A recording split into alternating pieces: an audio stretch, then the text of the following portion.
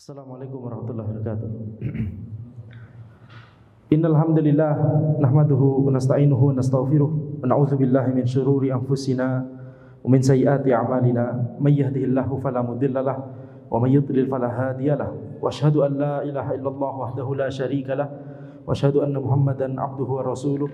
Allahumma shalli wa sallim ala sayidina Muhammad wa ala alihi wa sahbihi ajma'in. Amma ba'd.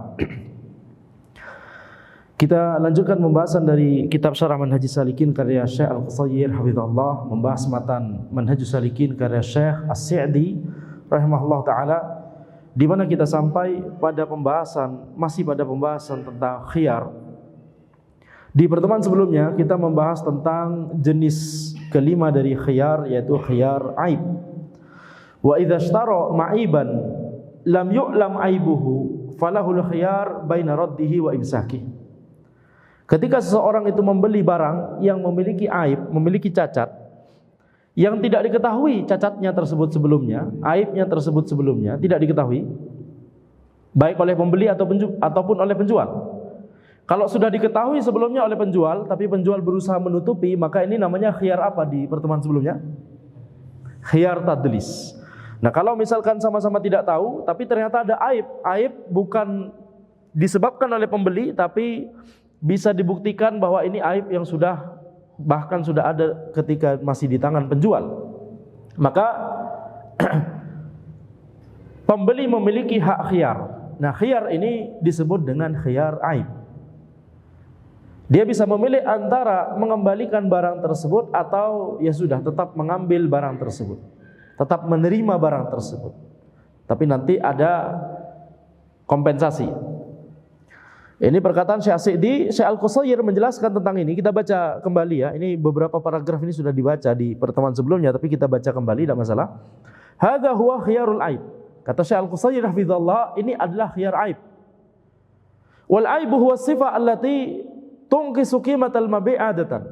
Dan aib itu adalah sifat, adalah karakteristik yang dia itu bisa merusak atau bisa mengurangi harga dari suatu barang biasanya. Biasanya yang namanya disebut aib itu adalah sesuatu yang bisa mengurangi harga barang tersebut. Kalau ada kekurangan sedikit tapi tidak mengurangi harga barang, maka tidak sampai disebut aib. Maka di sini ketika ada sifat tersebut, maka kalau misalkan penjual itu sudah mengetahui sebelumnya, haram bagi dia untuk menyembunyikannya. Wa yahrumu 'alal ba'i katmul aibi. Haram bagi penjual untuk menyembunyikan aib tersebut. Li hadits Uqbah bin Amir marfu'an, berdasarkan hadis Uqbah bin Amir secara marfu', yakni ini adalah sabda Nabi Muhammad sallallahu alaihi wasallam, al-muslimu akhul muslim. Muslim itu adalah saudaranya muslim, yakni saudaranya muslim yang lain. Wala yahillu li muslimin ba'a min akhihi bai'an fihi aibun illa bayyanahu lahu. Ya, tidak halal bagi seorang muslim untuk menjual kepada saudaranya sebuah barang yang memiliki aib di dalamnya, kecuali dia harus menjelaskannya. Kalau sudah tahu bahwa ada aib di situ, harus dijelaskan. Akhrajahu Ibnu Majah wal Hakim wa qala sahih ala syarti syaikhain. Ya, hadis ini diriwayatkan oleh Ibnu Majah dan Al Hakim, dan beliau berkata, Al Hakim berkata ini adalah hadis yang sahih berdasarkan syarat kedua syekh, yakni Al Bukhari dan Muslim. Wa dalilu khiyaril aib hadithu Aisyah anna rajulan ibta'a ghulaman fa aqama indahu ma sya'allahu ayyuqim. Dalil dari khiyar aib itu adalah hadis Aisyah radhiyallahu anha, bahwa seseorang itu membeli seorang budak. Ini kita lihat di zaman Nabi Muhammad SAW perbudakan masih ada, ya, tetapi syariat Islam itu berusaha untuk menghilangkan perbudakan. Maka ada seseorang yang membeli budak, faqama indahu masyaallahu ayyuqim. Kemudian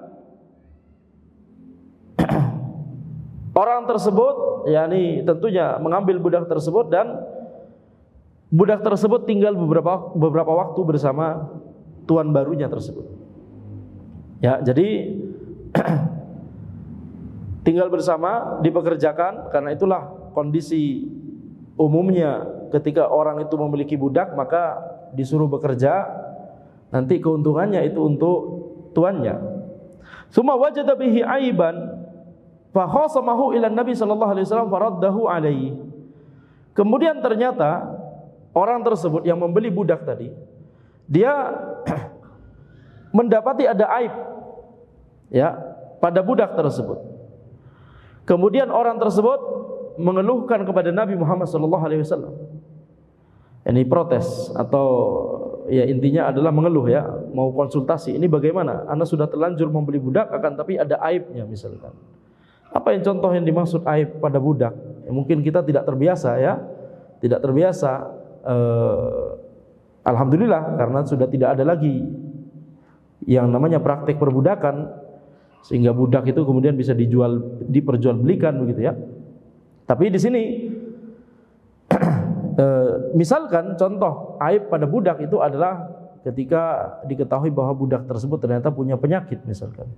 Punya penyakit turunan atau punya penyakit bawaan misalkan ya, asma. Nah, kalau orang budak yang sehat dengan budak yang sakit-sakitan kan tentunya berbeda harganya. Betul tidak? Kira-kira demikian. Kita juga tidak tahu. Alhamdulillah kita tidak tahu atau tidak familiar dengan praktek perbudakan dan praktek jual beli budak seperti ini. Tapi itu yang terjadi di zaman itu ya. Jadi orang tersebut kemudian menemukan bahwa budak yang dibelinya itu ada aibnya. Kemudian dia mengeluhkan kepada Nabi Muhammad SAW. Faraddahu alaih. Kemudian Nabi Muhammad SAW memutuskan, yakni silakan dikembalikan kepada yang menjual budak tersebut sebelumnya. Dikembalikan kepada tuan sebelumnya. Faqala rajul ya Rasulullah qad istaqalla gulami. Kemudian orang tersebut bertanya kepada Rasulullah SAW, wahai Rasulullah, ya aku telah mendapatkan keuntungan profit dari budak ini. Jadi selama budak ini bersamaku, aku sudah mempekerjakan dia dan ada profit, ada keuntungan ketika aku menyuruhnya dia bekerja. Ya, suruh dagang misalkan, suruh nyangkul di sawah misalkan, tergantung apa pekerjaan yang diberikan oleh tuannya tersebut. Jadi intinya adalah orang tersebut bertanya kepada Rasulullah SAW, apa yang harus kulakukan ketika yakni aku sudah mendapatkan keuntungan atau profit dari budak tersebut. Apakah uang tersebut harus dikembalikan juga kepada tuan budak tersebut sebelumnya? Faqala Rasulullah SAW, maka Rasulullah SAW kemudian bersabda, al-kharaju bid-dhaman. Al-kharaju bid-dhaman. Al-kharaj yaitu hasil atau keuntungan dari sesuatu itu adalah berhak dimiliki oleh orang yang berhak menanggung resiko, yang wajib menanggung resiko. Jadi ketika seseorang tersebut, yakni ketika budak tersebut masih bersama dia, maka tentunya resiko ditanggung oleh siapa? Oleh si orang ini, betul tidak? Resiko ditanggung oleh orang tersebut. Jadi ketika barang sudah diterima, misalkan ada orang A beli barang kepada B, membeli barang dari B. Ketika barang tersebut sudah diserah terimakan, B sudah menyerahkan barang tersebut kepada A. Misalkan belinya di toko, habis itu A sudah menerimanya, kemudian dibawa di jalan raya, kemudian jatuh, pecah misalkan.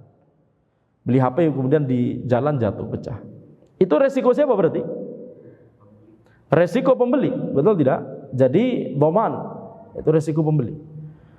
Nah sehingga ketika resiko ada pada pembeli, kemudian ternyata setelah pembeli tersebut menggunakan HP tersebut untuk bisnis misalkan, sehingga ada pemasukan akibat HP tersebut, ya, uang pemasukan tersebut turunan dari pemanfaatan HP tersebut oleh si pembeli.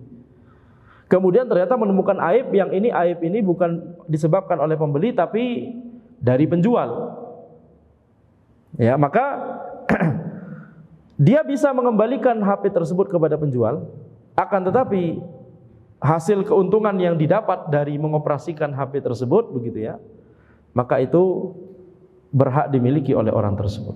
Ya tentunya nanti syariat menilai apakah ini terjadi penurunan nilai HP-nya kalau sudah lama digunakan, kan tentunya berbeda dengan HP yang belum digunakan sama sekali. Itu intinya harus diperhitungkan semua. Tapi intinya adalah uang yang didapat dari hasil pemanfaatan atau penggunaan HP tersebut, misalkan si pembeli menggunakannya untuk bisnis misalkan, maka uang tersebut tidak perlu diserahkan juga kepada si penjual tadi. Kenapa? Al-kharaju bid-dhaman. Ya, ini kaidah fikih. Kaidah fikih yang banyak sekali pembahasan masail fikhiyah yang masuk di dalamnya. Ya, al-kharaju bid-dhaman. Itu hasil keuntungan itu berhak didapatkan oleh orang yang harus menanggung resiko. Ya, jadi ketika barang sudah diserah terimakan, maka yang menanggung resiko adalah yakni pembeli. Baik, jadi ini adalah maksud dari sabda Nabi Muhammad sallallahu alaihi wasallam, al-kharaju bid-dhaman. Akhrajahu Abu Dawud wa Tirmizi wa Nasa'i wa Ibnu Majah. Hadis ini dikeluarkan oleh Abu Dawud, Tirmizi, Nasa'i dan Ibnu Majah. Qala Abu Dawud, hadza isnadun laisa bidzak. Ya, ini sanadnya tidak begitu kuat, akan tapi At-Tirmizi berkata bahwa hadis ini adalah hasan sahih. Ya, ini bisa diterima sebagai hujjah. Wa makna qoulihi al-kharaju bid-dhaman al-ba muta'alliqah bi mahdzufin taqdiruhu al-kharaju mustahiqqun bid-dhaman. Al-kharaju bid-dhaman terjemahan letterleknya adalah hasil atau keuntungan itu dengan resiko. Hasil dengan resiko. Itu terjemahan letterlek. Makanya Syekh Al-Qusair menjelaskan bahwa ini maksudnya adalah yakni ada kata yang tersembunyi, ada kata yang harus kita asumsikan, yaitu apa? Hasil itu berhak dimiliki oleh orang yang menanggung resiko. Jadi kalau terjemahan letterleknya al-kharaju bid-dhaman itu cuma 3 kata, al-kharaju bid-dhaman, cuma 3 kata. Akan tapi maknanya adalah hasil, kalau terjemahan letterlek, hasil dengan resiko, hasil dengan resiko. Hasil dengan menanggung risiko. Tapi kalau kita pahami, yakni maksud Nabi Muhammad SAW adalah hasil atau keuntungan itu berhak didapatkan oleh orang yang menanggung risiko. Taib, yakni al-kharaju mustahiqun bid-dhaman ay bisababihi. Jadi orang yang menanggung risiko dialah yang berhak mendapatkan keuntungan. Wal muradu bil kharaj ma yahsulu min ghallatil ain. Yang dimaksud dengan al-kharaj itu adalah sesuatu yang didapatkan dari pemanfaatan barang tersebut. Kal abdi wad dabbah wa nahwihima. Barang tersebut contohnya misalkan budak dipekerjakan, atau binatang ternak misalkan ya yang sapi digunakan untuk bajak sawah misalkan. Nah, itu hasilnya itu namanya al-kharaj. Atau barang-barang yang lain, misalkan tadi telah kita contohkan HP. Wa mithaluhu ayashtariya jamalan au sayyaratan au alatan fayastaghilluha zamanan. Seseorang membeli unta atau membeli mobil atau membeli alat tertentu, kemudian dia memanfaatkan barang tersebut untuk mendapatkan keuntungan. Tsumma yajidu fiha aiban qadiman lam yutli'hu al-ba'i alaihi aw lam ya'rifhu. Kemudian dia pembeli itu menemukan ada aib. Aib ini sudah lama, aib ini sudah ada sejak di tangan penjual ini, bukan disebabkan oleh pembeli. Tetapi pembeli sebelumnya tidak tahu, penjual bahkan juga sebelumnya tidak tahu bahwa ada aib itu. Falahu raddus sil'ah wa akhdhus tsaman. Maka pembeli memiliki hak untuk mengembalikan barang tersebut dan mengambil harganya, mengambil uang yang telah dia berikan kepada penjual sebelumnya. Ini hak yang dijamin oleh syariat. Jadi kalau misalkan penjual tidak mau, maka bisa dilaporkan atau bisa perkara ini diadukan kepada yakni ulil amri atau qadhi, hakim gitu ya. Jadi untuk meluruskan perkara ini, masalah perdata. Ya, jadi wa yakunu lil mushtari mastaghallahu. Akan tapi pembeli itu tetap berhak untuk mendapatkan hasil yang dia dapatkan dari barang tersebut ketika dia masih menggunakannya, ya. Li'anna sil'ah law talifat fi yadihi muddatal istighlal lakanat fi dhamanihi wa lam yakun 'alal bai' syai'un.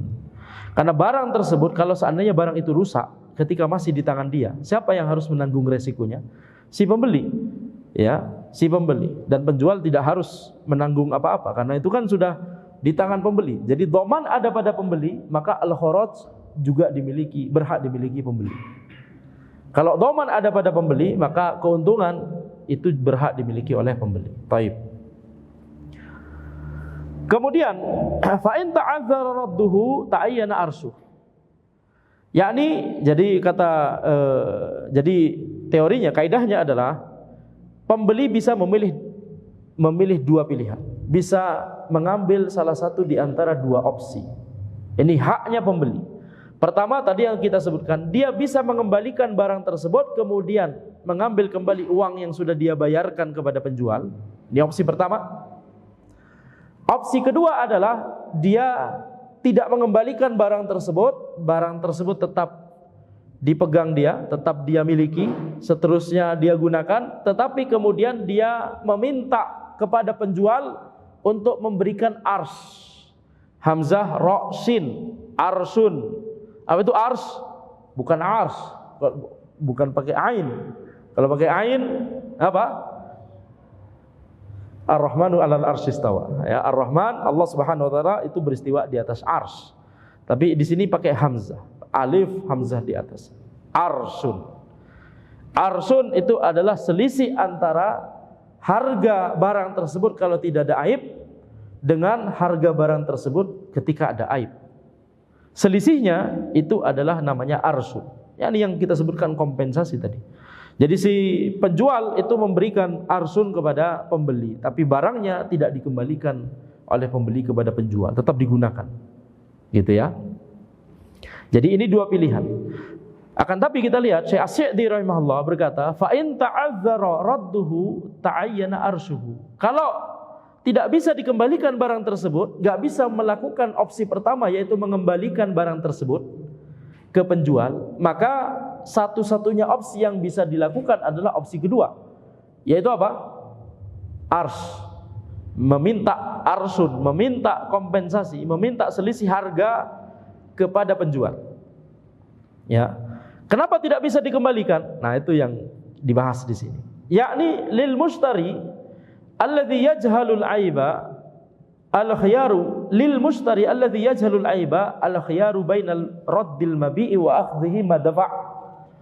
Jadi pembeli itu bisa, pembeli yang tidak tahu ada aib sebelumnya, dia memiliki hak antara mengembalikan barang tersebut kepada penjual dan dia mengambil uangnya, wa baina ayyumsikahu wa ya'khudhal arsh, atau dia tetap memegang barang tersebut, tetap ada di sisi dia, tetap dimiliki oleh dia, tapi dia mengambil arsh dari penjual. Wal arshu huwal farqu baina qimatis sahihi wal ma'ibi. Dan arsh itu adalah perbedaan antara nilai barang tersebut kalau sahih, kalau tidak ada aib, dan barang tersebut ketika ada aib. Yani saat ini realitanya barang ini ada aib.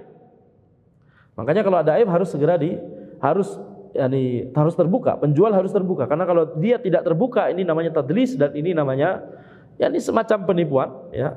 Dan ini haram. Dan ini haram. Ya, ini bentuk al-ghash, bentuk penipuan atau tipu daya. Man ghasyana falaysa minna. Nabi Muhammad sallallahu alaihi wasallam bersabda, barang siapa yang menipu kami maka dia bukan bagian dari kami. Jadi kalau misalkan ya jual motor misalkan aibnya apa sudah banyak begitu, habis itu tapi di iklannya adalah gimana? Motor masih bagus. Ya, cuma gores sedikit. Setelah dilihat patah-patah sudah ya. Ya, jadi ini tidak boleh seperti itu. Tapi kalau sudah kelihatan ya khalas, ini aib sudah kelihatan oleh pembeli. Kalau sudah kelihatan seperti itu jelas. Kalau enggak kelihatan, nah itulah yang berbahaya atau sengaja disembunyikan oleh penjual. Falau kana al-mabi'u sayyaratan ma'ibatan fatuqaddaru qimatuha fis suqi bidunil aibi thumma tuqaddaru qimatuha ma'ibatan. Jadi kalau barang tersebut mobil misalnya, mobil yang ada aib, yang ada cacat, maka dikira-kira berapa harganya, berapa nilainya di pasar ketika tanpa aib. Ya. Kemudian dikira-kira nilainya saat ini ketika ada aib tersebut. Wal farqu bainal qimatain huwal arsy. Dan perbedaan antara dua nilai ini, dua harga ini, itulah yang namanya ars. Fa in ta'azzara radduhu kama law talifatis sil'atu au utiqal 'abdu au uqifal ardu wa nahwi dzalik, fa ma'a hadhil umuri yata'adzaru raddul mabi' wa huna yata'ayyanul arsy. Kalau seandainya mengembalikan barang tersebut tidak bisa, ya, seperti misalkan barang tersebut sudah rusak di tangan pembeli, atau misalkan yang dijual, yang dibeli adalah budak, budaknya sudah dimerdekakan oleh pembeli, Sudah dimerdekakan oleh pembeli, baru ketahuan ada aib penyakitan misalkan. Wah, ini penyakitan sudah sejak dulu misalkan. Maka harusnya harganya nggak segitu. Kemudian komplain kepada penjual. Ini nggak bisa, tidak bisa dikembalikan karena sudah dimerdekakan, nggak bisa dikembalikan sebagai budak kepada tuan sebelumnya. Tapi dia bisa mengambil opsi yang kedua, yaitu ars, meminta ars. Jadi dia katakan, ana beli budak kepada antum nggak tahu bahwa dia punya asma, ana juga nggak tahu dia punya asma, tapi setelah ana merdekakan baru ya dia mengatakan kepada ana bahwa dia punya asma. Yani harusnya kalau punya asma maka tidak sampai harganya segitu. Ana minta ars. Nah itu jadi bisa demikian. Atau misalkan tanah tersebut ya, jadi beli tanah, habis itu tanahnya ternyata ada aibnya. Apa contoh tanah itu ada aibnya? Yang baru ketahuan setelah diperjualbelikan. Sehingga setelah dibeli oleh pembeli, habis itu tanahnya diwakafkan, sehingga kalau sudah diwakafkan kan nggak bisa dikembalikan kepada penjual, sehingga nggak bisa mengembalikan. Maka opsi yang mungkin adalah cuma opsi yang kedua, yaitu mengambil ars, mengambil selisih harga. Tapi sekarang apa contoh, nggak disebutkan oleh Syekh Al-Qusayyir di sini, apa contoh aib yang bisa dimiliki tanah?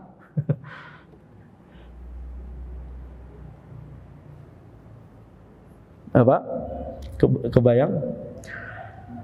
Di area mudah longsor bisa apa? Ternyata rawa yang ditimbun. Ya itu bisa juga. Bisa juga. Setelah diwakafkan baru ketahuan. Oh kalau begini kondisinya harusnya harganya gak sebesar itu. Misalkan. Atau ya tadi itu di daerah yang mudah longsor sehingga orang-orang semuanya tahu tapi penjual nggak tahu, pembeli nggak tahu. Setelah diwakafkan baru tahu bahwa wah ini area yang mudah longsor harganya harusnya jatuh. misalkan ya. Jadi harusnya tidak sebesar itu harganya. Baik. Fa ma'ahadil umur yata'adzaru raddul mabi' wa huna yata'ayyanul ars. Jadi kalau terjadi hal-hal seperti ini, barang tersebut tidak bisa lagi dikembalikan kepada penjual, maka opsi yang tersisa cuma mengambil ars, yaitu mengambil selisih harga antara barang tersebut yang masih baik kondisinya dengan barang tersebut yang rusak, yang memiliki aib. Wa mithaluhu law qala al-bai' bi'tuka sil'ah bi-mi'ah. Oh bukan, ini catatan kaki setelahnya. Baik, sekarang kita menuju khiyar yang keenam. Wa idza ikhtalafa fi tsamani tahalufan. Wa idza ikhtalafa fi tsamani tahalafa wa likullin minhuma al-fasxu. Ini tahalafa ya, bukan tahalufan.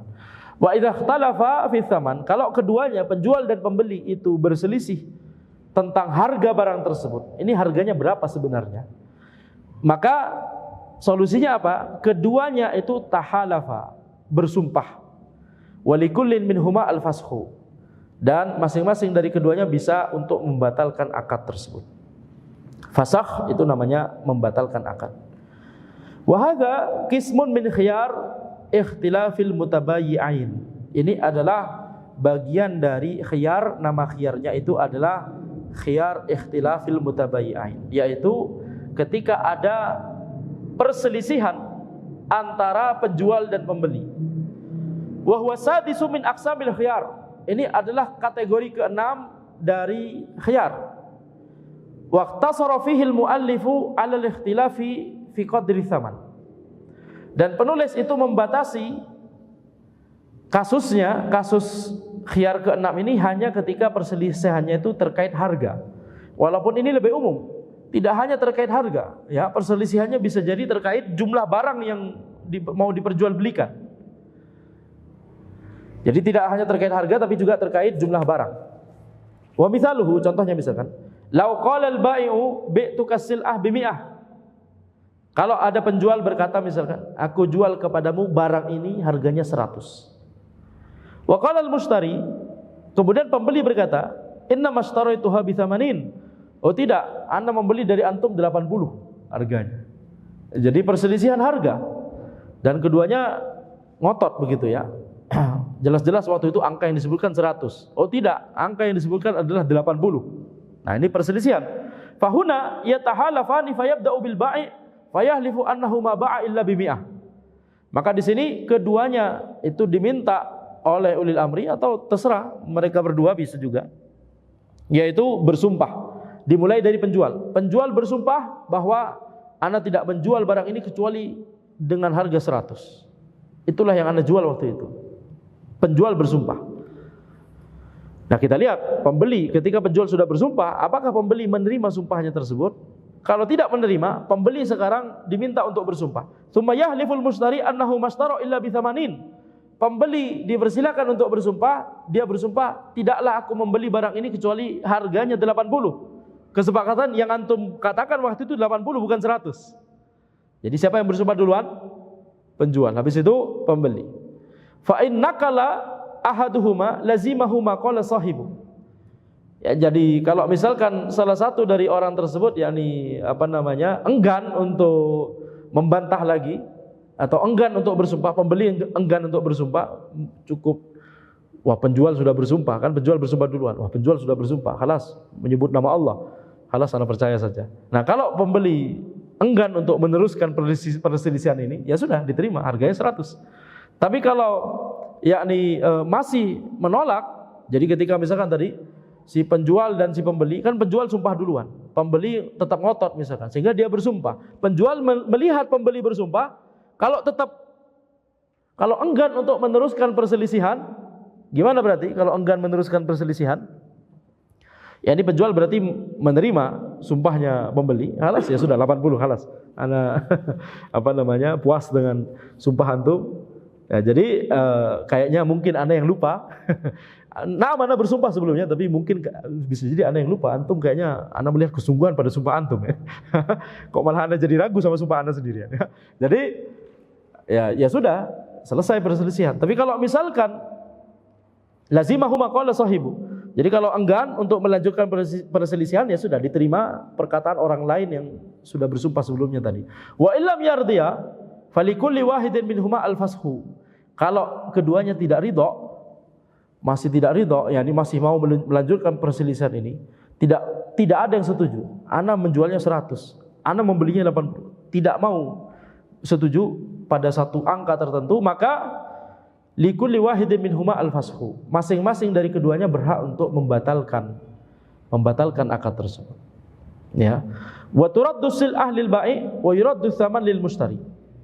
Jadi barang tersebut dikembalikan kepada penjual dan harganya, uangnya dikembalikan kepada pembeli. Kalau memang sudah terjadi pertukaran barang dan uang tersebut. Karena bisa jadi barang sudah diberikan kepada pembeli, uang sudah diberikan kepada penjual, habis itu masih mikir ini orang. Ya, masih mikir. Pembeli misalkan masih mikir. Jadi pembeli misalkan ngasih 100, tapi pembeli masih mikir, bukankah tadi orang ini mengatakan 80, kenapa dia mengambil uang 100, betul tidak? Kemudian akhirnya terjadilah perselisihan, makanya tadi prosedurnya gimana? Penjual disuruh bersumpah duluan, kalau pembeli nggak mau, pembeli disuruh bersumpah, kalau penjual nggak mau, maka halas. Masing-masing keduanya berhak membatalkan. Salah satu saja membatalkan, ya sudah berarti batal. Salah satu tidak mau membatalkan, misalnya, tapi nggak mau sepakat juga dengan harga orang lain. Tapi salah satu kemudian membatalkan, halas. Berarti harus dikembalikan. Barang itu dikembalikan kepada penjual, uangnya dikembalikan kepada pembeli. Ya. Wa dalilu hadza hadits Ibnu Mas'ud radhiyallahu anhu. Dalilnya adalah hadis Ibnu Mas'ud radhiyallahu anhu beliau berkata, sami'tu Rasulullah sallallahu alaihi wasallam yaqul, aku mendengar Rasulullah sallallahu alaihi wasallam bersabda, idza ikhtalafal bayyi'ani wa laysa bainahuma bayyinah fa huwa ma yaqulu rabbus sil'ah aw yatatarakan. Rasulullah sallallahu alaihi wasallam bersabda, ketika dua orang penjual dan pembeli itu saling berselisih dan keduanya tidak ada bukti. Nah, ini dari tadi nggak ada bukti, nggak ada yakni keterangan tertulis atau nggak ada saksi misalkan. Ketika tidak ada bukti, maka fahuwa ma yaqulu rabbus sil'ah aw yatatarakan. Maka ini jual belinya ini dikembalikan kepada apa yang diucapkan oleh yang punya barang, yaitu penjual, atau yatatarokan, keduanya bisa untuk meninggalkan jual beli tersebut, tidak jadi, dibatalkan jual belinya. Akhrajahu Abu Dawud wan Nasa'i bihadzal lafzi wa akhrajahu At-Tirmidzi wa Ibnu Majah binahwihi. Baik, hadis ini diriwayatkan oleh Abu Dawud, An-Nasa'i dengan lafaz ini, dan diriwayatkan oleh At-Tirmidzi, Ibnu Majah, ya, dan selainnya. Wa akhrajahu Al-Baihaqi bilafzin, Al-Baihaqi itu meriwayatkan dengan lafaz idza ikhtalafal mutabayyi'ani wa laysa bainahuma syahidun ustukhlifal ba'i tsumma kana al-mubta' bil khiyar. Ketika dua orang, penjual dan pembeli itu saling berselisih dan masing-masing dari mereka itu enggak ada saksi, tidak ada bukti, tidak ada saksi, ya, ustukhlifal ba'i, maka penjual diminta untuk bersumpah. Sumakan al-mubta' bil khiyar, kemudian pembeli memiliki hak khiyar. Insya'a akhadha wa insya'a taraka. Kalau dia mau maka dia ambil, kalau dia tidak mau maka ya sudah, dikembalikan barang tersebut kepada penjual. Wa qala Ibnu Abdul Hadi fi Tanqih, Ibnu Abdul Hadi berkata dalam kitab At-Tanqih, walladzi yadhharu anna hadits Ibnu Mas'ud bi majmu'i turuqihi lahu aslun bal huwa haditsun hasan yuhtajju bihi lakin fi lafdhihi ikhtilaf. Ya, yang zahir dari hadis Ibnu Mas'ud, ketika kita menggabungkan seluruh sanadnya, ini adalah hadis yang memiliki, yakni asal, memiliki landasan dalam syariat, yakni hadis yang bisa dijadikan sebagai hujjah. Bal huwa haditsun hasan yuhtajju bihi, bahkan ini adalah hadis hasan yang bisa kita jadikan sebagai hujjah. Akan tetapi lafadznya itu ada perbedaan, sedikit perbedaan lafadz antara satu riwayat dengan riwayat yang lain. Wa minal masail allati yadhkuruha al-fuqaha fi hadza al-khiyar, ya, wa minal masail allati yadhkuruha al-fuqaha fi hadza al-khiyar al-ikhtilafu fi 'ainil sil'ah aw fi sifatiha. Baik. Jadi di antara permasalahan yang disebutkan oleh para fuqaha tentang khiyar ini, itu adalah perselisihan tentang barangnya. Kalau tadi perselisihan tentang harga, maka tidak hanya perselisihan tentang harga, bisa juga perselisihan tentang barangnya. Apa barang yang mau dibeli? HP jenis apa? HP merek apa? Nah, itu bisa jadi ada perselisihan. Nah, atau sifatnya, yakni karakteristiknya. Yang dibeli adalah HP dengan memori segini, misalkan kapasitas segini. Tapi pembeli tidak setuju. Jelas-jelas Anda mengatakan kapasitasnya segini, begitu ya. Jadi berselisih. Nah, ini bisa jadi berselisih dalam masalah barangnya, tidak hanya tentang harganya, gitu ya. Au fi nau'is saman, atau tentang jenis harganya, yakni jenis harganya. Maksudnya adalah nau'is saman ini bisa dipahami apakah itu tunai atau kredit. Apakah itu tunai atau kredit? Apakah bayarnya pakai dolar atau pakai rupiah? Misalkan. Walaupun itu mungkin tidak sampai berujung kepada perselisihan, misalkan begitu ya. Tidak sebesar itu, betul tidak? Bisa jadi. Tapi kalau masalah tunai atau kredit itu bisa jadi perselisihan itu. Apalagi kalau perselisihannya terkait nominalnya, yang kayak tadi, yang contohnya yang tadi. Ana jualnya 100.000. Oh tidak. Jelas-jelas Ana mendengar dari antum, Ana belinya 80.000 dari antum. Penjualnya mengatakan, enggak, Ana mau lepas ke antum kalau antum ngasih Ana 100.000. Gitu ya. Jadi ya sudah 90.000. Tetap enggak mau ya sudah berarti. Pertengahan ya. Jadi sehingga ini kita lihat ini khiyar jenis ke-6. Baik. Wa qala sallallahu alaihi wasallam man aqala musliman bai'atahu aqala Allahu athratahu. Rawahu Abu Dawud wa Ibnu Majah. Nabi Muhammad sallallahu alaihi wasallam bersabda, barang siapa yang memberikan keringanan kepada seorang muslim, membatalkan akad, keringanan untuk membatalkan akad, aqala Allahu athratahu, maka Allah Subhanahu wa taala akan menggugurkan dosa-dosanya, kesalahan-kesalahannya. Apa yang dimaksud dengan hadis ini? Hadis ini diriwayatkan oleh Abu Dawud dan Ibnu Majah, ya, dari Abu Hurairah radhiyallahu anhu. Zada Ibnu Majah menambahkan di lafaz hadisnya, Allah Subhanahu wa taala akan menggugurkan kesalahannya, dosa-dosanya yaumal qiyamah, pada hari kiamat. Wa sahhahahu Ibnu Hibban wal Hakim. Hadis ini disahihkan oleh Ibnu Hibban dan Al Hakim. Apa yang dimaksud aqala? Man aqala musliman. Barang siapa yang memberikan keringanan kepada seorang muslim untuk membatalkan akadnya, itu namanya iqalah. Iqalah secara bahasa Arab, al-iqalatu fil lughah masdaru aqalahu yuqiluhu. Iqalah itu masdar dari aqala yuqilu. Aqala yuqilu iqalatan. Wa maknaha ar-raf'u wal isqatu wal izalah. Maknanya adalah mengangkat, menggugurkan atau menghapuskan. Yuqalu aqalallahu athratahu idza rafa'ahu min sukutihi.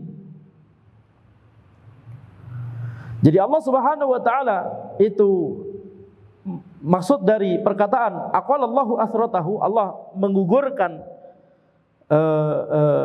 kesalahannya, dosa-dosanya, itu maksudnya ketika Allah Subhanahu wa taala mengangkat dosanya sehingga jadi gugur.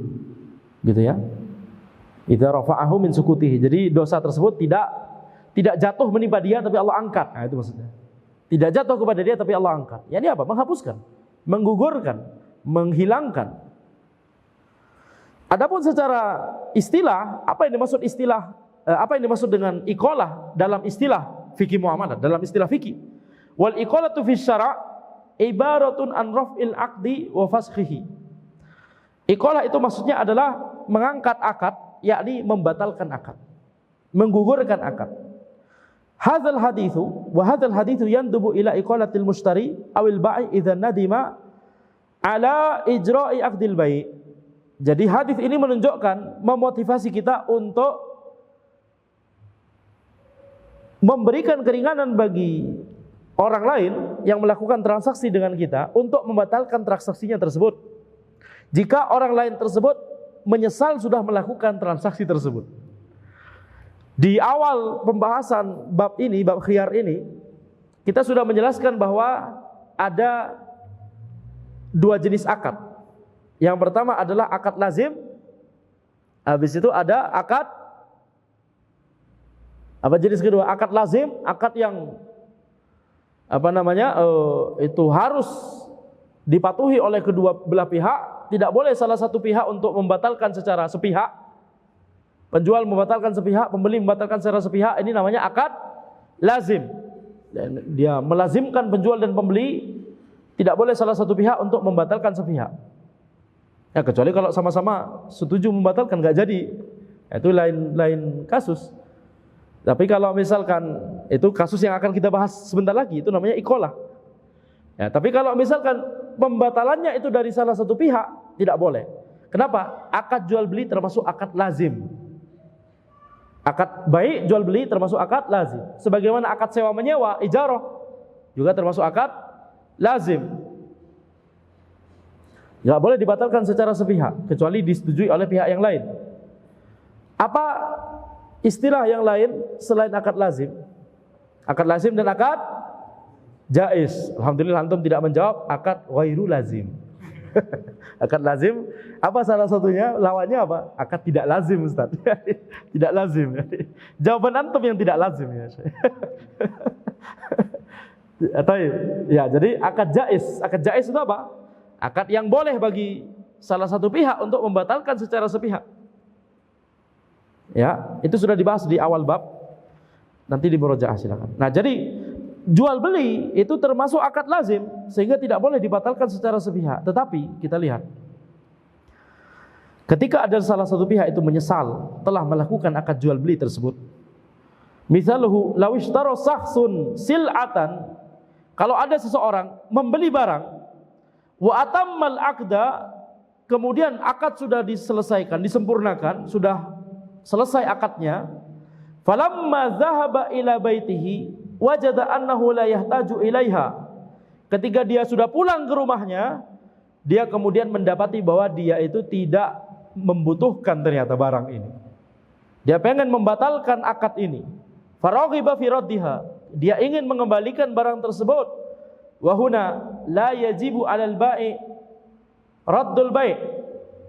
Maka di sini untuk kasusnya, kalau kasusnya seperti ini, pembeli yang ingin membatalkan akadnya, maka penjual tidak wajib untuk menuruti kemauan pembeli. Ini haknya penjual untuk mengatakan tidak.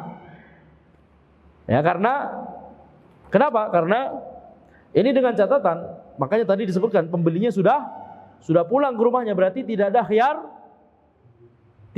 majelis. Khiyar majelis itu adalah ketika penjual dan pembeli masih dalam satu majelis, maka kemudian salah satu nggak jadi misalkan, maka itu hak dalam syariat membolehkan salah satu pihak untuk membatalkan secara sepihak, itu masih boleh kalau masih di majelis. Itu namanya khiyar majelis. Khiyar jenis paling pertama di bab ini yang kita bahas. Dari 6 jenis khiyar, jenis paling pertama adalah khiyar majelis. Nah, jadi ketika pembeli sudah pulang ke rumah, kemudian dia ternyata menyesal, dia ingin mengembalikan barang tersebut, dia balik ke toko, bilang kepada penjual, "Ana nggak jadi beli barang ini." Maka tidak wajib bagi penjual untuk menuruti pembeli. Ini haknya penjual untuk mengatakan tidak. Jadi syariat itu adil. Syariat adil, memberikan jaminan kepada setiap hak yang dimiliki baik oleh penjual ataupun oleh pembeli. Nah, di sini kita lihat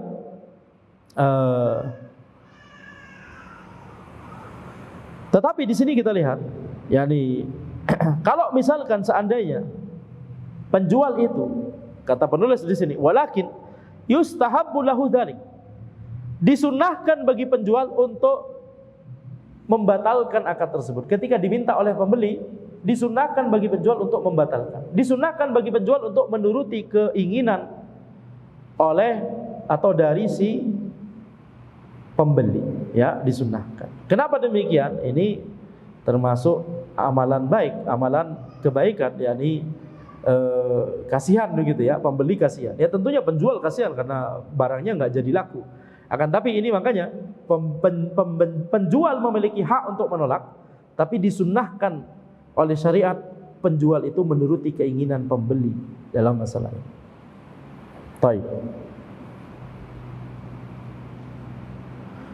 Wa hadzal raddu yusamma iqalah. Jadi pengembalian ini, pembatalan ini namanya iqalah. Fayarji'u lil ba'i, fayurja'u lil ba'i al-mabi' wa yurja'u ila al-mushtari al-malu. Ya, fayurja'u lil ba'i al-mabi'u. Jadi barang tersebut akhirnya dikembalikan kepada penjual dan uangnya akhirnya dikembalikan kepada pembeli. Nah, kalau penjual itu melakukan hal ini, berarti apa? Ini amalan kebaikan dari penjual, betul tidak? Allah akan menggugurkan dosa-dosanya pada hari kiamat nanti. Allah akan menggugurkan dosa-dosanya pada hari kiamat nanti. Jadi ini justru kesempatan untuk mendapatkan pahala, untuk mendapatkan kafarah dosa. Ya, kama annahu qad yaqa'un nadam minal bai aidan. Penyesalan ini bisa jadi tidak hanya bisa dimiliki oleh pembeli. Tadi contohnya yang menyesal adalah pembeli, tapi bisa juga dimiliki oleh penjual, dirasakan oleh penjual. Jadi penjualnya malah yang menyesal, sudah menjual barang tersebut, pembelinya sudah pergi. Penjualnya baru menyesalnya belakangan. Kata orang-orang menyesal selalu belakangan. Kalau di depan namanya apa? Pendaftaran. Ada aja orang Indonesia itu bikin humor itu ada aja, betul tidak ya? Mendaftar untuk menyesal. Jadi nggak ada. Jadi namanya penyesalan selalu di belakang. Sehingga ketika penjualnya yang menyesal, fayustahabbu lil mushtari iqalatuhu minal bai'. Maka disunnahkan bagi pembeli untuk melakukan iqalah. Untuk yakni apa? Membatalkan secara ridho, dua-duanya ridho. Request penjual untuk membatalkan, kemudian pembelinya menyambut dengan baik, ya thayyib, antum kalau menyesal, antum mau meng-cancel ini akad jual beli padahal sudah terjadi begitu ya, tidak masalah. Kalau pembeli mengatakan demikian, ini namanya iqalah. Ini namanya iqalah. Ustadz, bagaimana kalau dua-duanya menyesal, kemudian dua-duanya saling bertemu di tengah jalan misalkan? Ya sudah, iqalah juga, nggak usah aneh-aneh itu harus ada istilah baru, istilah lain. Enggak, itu namanya iqalah juga, ya tidak masalah. Baik. Sekarang kita masuk pada bab salam. Cukup tidak membahas bab salam? Cukup insyaallah ya. Jadi kita bahas bab salam. Babus salam. As-salamu huwa bai'u syai'in ghaibin muajjalin bi thamanin hadir. Ya, mungkin kita masuk secara sedikit saja ya, nanti mungkin perinciannya di pertemuan berikutnya insyaallah. Karena ini penjelasannya banyak, tapi kita mulai dari sekarang. Gak apa-apa, nanti di pertemuan berikutnya kita ulang sedikit begitu ya penjelasannya. Apa itu jual beli salam? Jual beli salam, sebelum kita menuju ke jual beli salam, kita bayangkan dulu. Kita bagi jual beli menjadi beberapa kategori. Ya, kita bagi menjadi beberapa kategori. Yang pertama adalah, jadi bayangkan dulu, ada penjual, ada pembeli. Penjual punya barang, pembeli punya uang, misalkan gitu ya. Baik, walaupun bisa jadi ini barang sama-sama barang dengan barang, ya, ini barter. Tapi kalau misalkan jual beli yang banyak terjadi adalah antara barang dengan uang. Nah, ketika misalkan penjual dan pembeli tersebut menyerahkan barang dan uang pada saat itu juga, pada majelis itu juga, secara kontan, maka ini kita katakan apa? Jual beli normal, betul tidak? Anda mau beli HP, HP-nya Anda terima, uangnya Anda bayarkan sekarang atau Anda transfer sekarang. Maka ini berarti apa? Jual beli yang normal, jual beli yang biasa, jual beli yang kalau dimutlakkan jual beli, kita pasti memikirkan jual beli yang seperti ini. Barangnya diserahkan sekarang, uangnya diserahkan sekarang juga, betul? Jadi ketika disebutkan kata al-bai', jual beli secara mutlak, enggak ada catatan tambahan. Secara mutlak itu maksudnya tidak ada catatan tambahan. Ya, tidak muqayyad. Mutlak itu lawan dari muqayyad. Muqayyad itu ada catatan tambahan, ada qaid, ada catatan tambahan.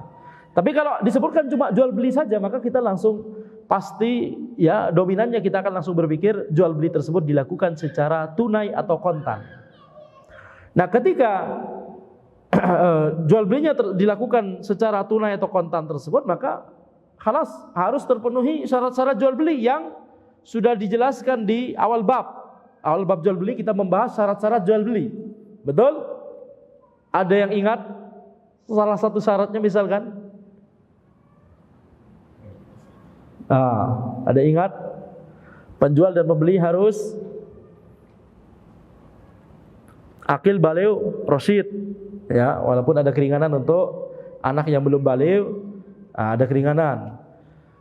Ya, itu sudah dibahas. Nanti murojaah aja. Habis itu apa? Contohnya harus ada keridhaan dari penjual dan pembeli. Betul? Barangnya harus dimiliki oleh penjual. Kalau nggak dimiliki oleh penjual, ini bermasalah. Kemudian barangnya itu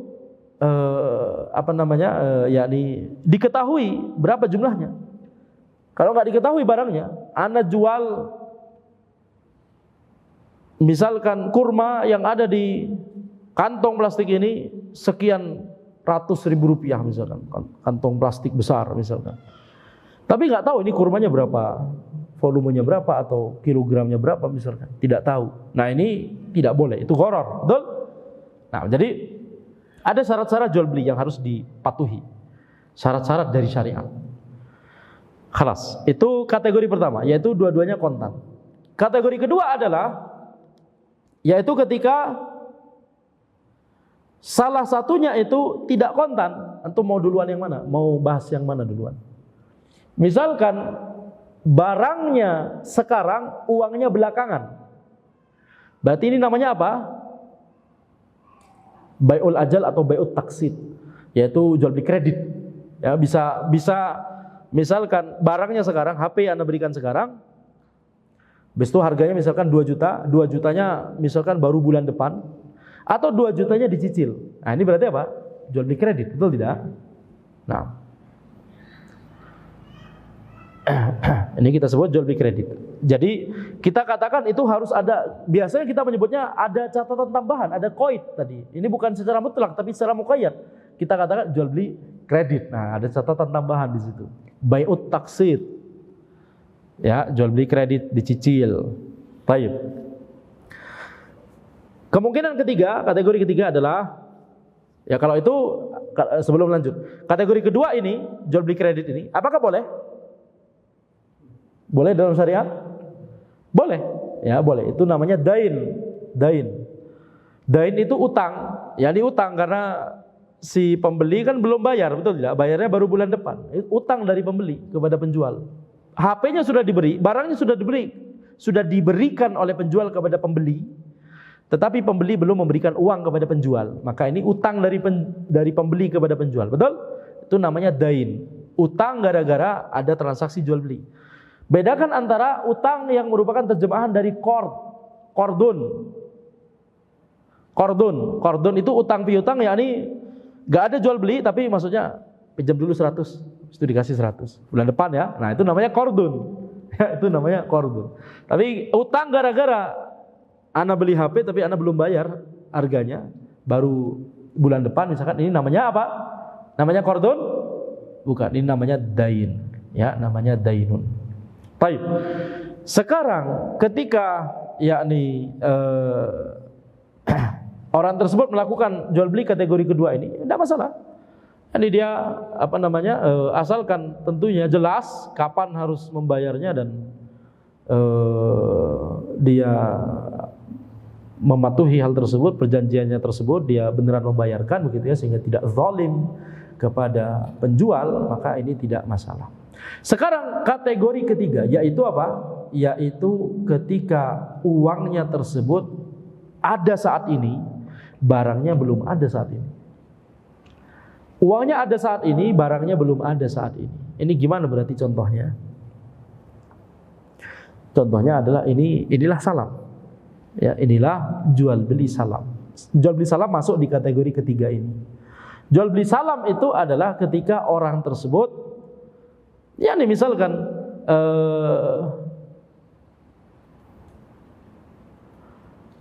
gimana? Iya, beli buah misalkan. Ana mau beli buah sekian puluh kilogram jeruk misalkan.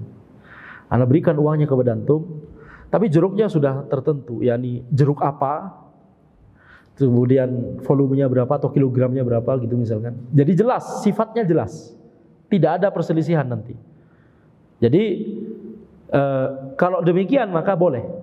Jadi syarat jual beli salam itu adalah dia akadnya itu jatuh pada akadnya itu membeli barang yang itu disifati dengan sifat, bukan barang muayyan. Contoh misalkan, ana mau beli kepada antum, yakni apa contohnya misalkan HP misalkan, HP lagi. Ya, tapi HP itu bisa jadi, ya kita contohnya misalkan buah lagi, ya contoh yang lain mungkin pekan depan saja ketika kita beneran jual beli salam. Tapi kita fokus pada satu contoh supaya nggak kebanyakan contoh jadi pusing. Nah, jadi ketika misalkan kita mau beli, ana mau beli misalkan 50 kg pisang misalkan. Baik, uangnya harus ana berikan sekarang. Uangnya tidak boleh ana berikan nanti. Pisangnya belum ada sekarang, tapi ana berikan kepada antum, siapa namanya? Syekh Hafiz. Syekh Hafiz, ana mau beli 50 kg pisang. Pisangnya sudah ditentukan jenis pisangnya. Ya. Kemudian berapa kilo misalnya atau berapa volume, terserah, orang beli pisang biasanya berapa tandan atau berapa kilo, terserah. Ya, jadi angkanya nominal takarannya atau beratnya itu sudah tertentu, jenis pisangnya sudah ada dan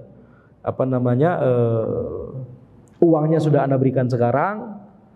Ya, dan intinya adalah antum tinggal mengadakan pisang sejumlah 50 kg tersebut. Anda tidak peduli pisang yang mana, yang penting sesuai dengan sifat yang Anda minta ketika di transaksi tersebut. Maka khalas, itulah jual beli salam. Betul tidak? Itulah jual beli salam. Jadi jual beli salam itu berarti apa? Uangnya ada sekarang, tapi barangnya belum ada. Ini boleh. Ini boleh. Tapi dengan catatan tadi, 2 syarat. Tentunya syarat yang untuk jual beli, yang 5 syarat jual beli yang dibahas di awal bab itu harus dipenuhi juga di jual beli salam. Tapi ada 2 syarat tambahan, yaitu apa? Uangnya harus ada sekarang. Kemudian yang kedua, barang tersebut bisa disifati dengan sifat yang jelas. Tidak boleh rancu. Udah pokoknya pisang. Pisang jenis apa? Nanti malah kita mikirnya pisang Ambon, kemudian yang diadakan adalah 50 kg pisang. Pisang apa? Pisang kecil-kecil apa namanya? Lupa bahasa Indonesia itu. Pisang apa? Pisang yang ukuran kecil. Hah? Anda baru mendengar istilah itu, Anda tidak tahu. Ya, pisang mini. Jadi sama-sama. Anda taunya nggak tahu bahasa Indonesia apa? Ya, taunya bahasa daerah. Taib. Jadi yakni ketika itu terjadi maka halas, ini jual beli salam dan itu sah. Yang tidak sah kalau pisangnya itu muayyan, barangnya itu muayyan. Barangnya muayyan. Contohnya misalkan apa? Pisangnya itu milik fulan, tapi ana bilang kepada Syekh Hafiz, pisangnya punya fulan. Syekh Hafiz, tolong ana mau beli 50 kg pisangnya fulan. Ana beli pada Syekh Hafiz ini. Ini enggak boleh. Kenapa? Karena pisangnya, akadnya adalah menyebutkan pisang tertentu punya fulan yang belum dimiliki oleh Syekh Hafiz. Kalau Syekh Hafiz terima uang dari ana sekarang, kemudian Syekh Hafiz baru menuju kepada Syekh fulan. Syekh fulan, ana mau beli 50 kg pisang antum, boleh tidak? Enggak boleh, ana enggak jual. Gimana kalau gitu? Betul? Makanya tidak boleh secara spesifik barang tersebut. Tidak boleh secara spesifik barang tersebut. Tapi harus cuma disifati dengan sifat tertentu. Yang penting pisang Ambon 50 kg, misalkan begitu. Enggak peduli pisangnya fulan, pisangnya siapa dan seterusnya. Yang penting Syekh Hafiz tugasnya adalah mengadakan 50 kg pisang sesuai dengan kriteria yang sudah Anda sebutkan, itu 50 kg itu pisang Ambon dan seterusnya. Jelas ini? Jadi itu namanya, dan nanti ada syarat tambahan, itu dibahas di pertemuan berikutnya insyaallah. Ada catatan tambahan. Tapi di sini ini kategori ketiga, berarti jual beli di mana uangnya ada sekarang, barangnya belum ada, betul tidak? Dan di sini jual beli namanya jual beli salam. Ini boleh kalau jual beli salam. Yang tidak boleh tadi yaitu menjual barang yang belum kita miliki. Uangnya ada sekarang, barangnya belum ada. Contoh misalkan mobil tetangga, motor tetangga. Motornya Kemal, motor kesayangannya Kemal, betul tidak? Tiap hari digunakan ke kampus. Dia tidak pernah menggunakan motor lain. Ya jelas. Itu motor kesayangannya Kemal. Ya, jadi habis itu Anda mengatakan kepada Syekh Ali, Anda jual motornya Kemal, ya, 20 juta. Anda jual motornya Kemal 20 juta. Atau sebaliknya, Ali bilang ke Anda, Ustaz, Anda mau beli motornya Kemal 20 juta. Khalas, sini uangnya. Ya, kemudian Anda baru bilang ke Kemal, Anda beli motor antum 18 juta. Jadi untung 2 juta. Jadi nggak boleh. Kenapa? Ini jual beli barang yang belum Anda miliki. Karena itu muayyan, karena itu tertentu. Akadnya jelas menyebutkan motornya Kemal. Kalau cuma motor saja,